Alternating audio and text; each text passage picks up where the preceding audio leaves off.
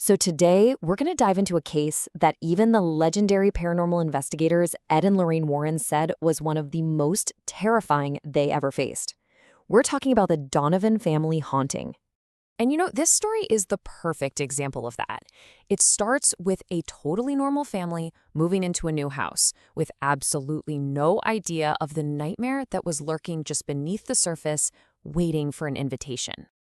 And that invitation, well, it all kicked off with something that seemed completely harmless, a simple game, played in secret, that ended up opening a door to absolute hell. All right, so let's meet the family at the center of all this. Ted and Ellen Donovan and their 19-year-old daughter, Patty. They had just moved, and for a teenager, that's tough. Patty was really struggling. She didn't know anyone, she felt completely alone, and that deep sense of isolation, well, it created a vulnerability that something was about to exploit in the worst way possible. So, looking for a friend, any kind of connection, Patty brings home a Ouija board. It's funny, these things actually started out as a simple parlor game way back in the 1800s. But pretty quickly, they got this reputation for being, a direct hotline to the spirit world. Patty just thought it was a way to kill some time, maybe talk to a spirit. She had no clue she was about to dial up something that was anything but playful. So all by herself in her room, she puts her hands on that little planchette and asks the most classic and maybe the most dangerous first question you can ask. And you can just imagine her shock when it moved. Not just a little wiggle either. It slid deliberately, spelling out yes. Okay, so this wasn't just some silly game anymore. Suddenly she's intrigued, she's maybe a little thrilled, and her curiosity just completely takes over. She thought she'd found a real connection.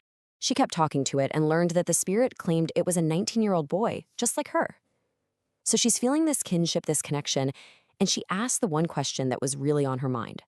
And this right here is where things get really clever and really sinister.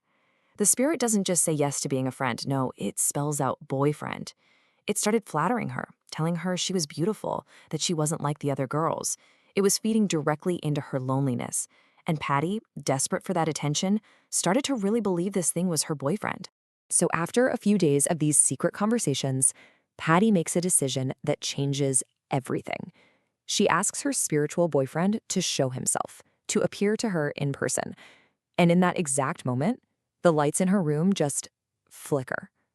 But for the very first time, the planchette on the board didn't move an inch. The game was officially over.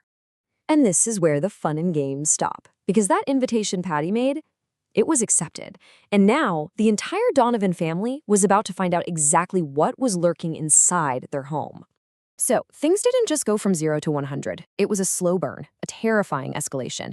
At first, it was just loud knocking sounds at night, coming from deep inside the walls. Then, this horrible smell, like rotting meat and sulfur, would just fill the house and then vanish.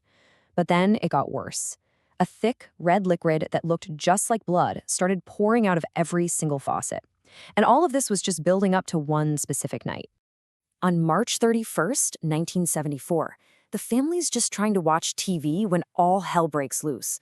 The lights start flickering like crazy. A huge 6-foot, 100-kilo dresser just lifts off the floor and starts spinning in the air.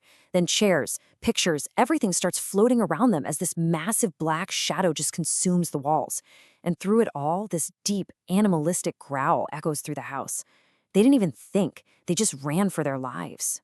They fled to a hotel thinking they'd be safe, but the haunting came with them. The lights in their room started to flicker. Terrifying screams echoed down the hall.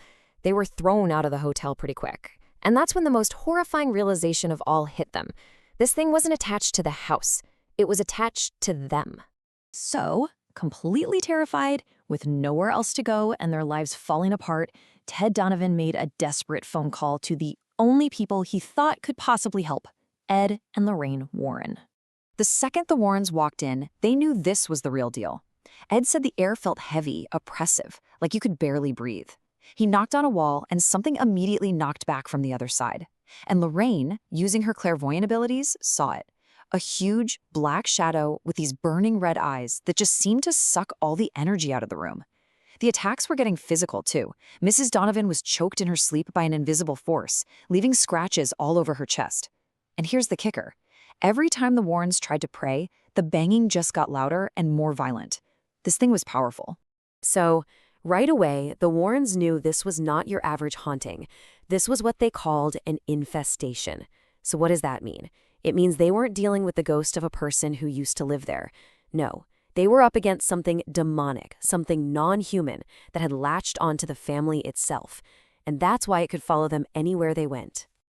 And this is where Lorraine just hits the nail on the head. She looked at the family and said, this entity didn't just show up, it was invited in. The second she said that, a terrified Patty just broke down and confessed everything about the Ouija board and about her secret boyfriend. So now they had it. They knew what they were dealing with. It was demonic. It was attached to the family. And Patty had opened the door. There was only one thing left to do: face this thing head on. Once they got permission from the church, the exorcism began, and the house instantly became a war zone. I mean, the temperature dropped to freezing, the walls started to shake, windows shattered. Then that black shadow actually manifested in the middle of the room for everyone to see. And before they could react, it rushed forward and merged with Patty. Her body lifted off the floor, she started to levitate, and her eyes turned blood red. As the priest fought on with the ritual, she screamed and thrashed until, with one final violent burst, she was thrown 5 feet across the room, hit the wall, and was knocked out cold. And then, after all of that chaos, the violence, the absolute terror, something truly incredible happened.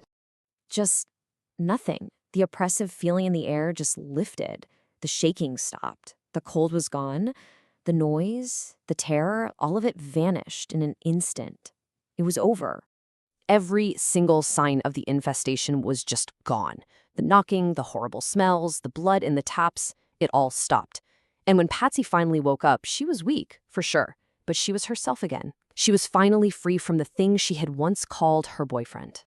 The Donovan family made it through their ordeal, but their story really serves as a chilling warning, doesn't it? In our search for connection and our loneliness, it makes you wonder, are there some doors to other worlds that are meant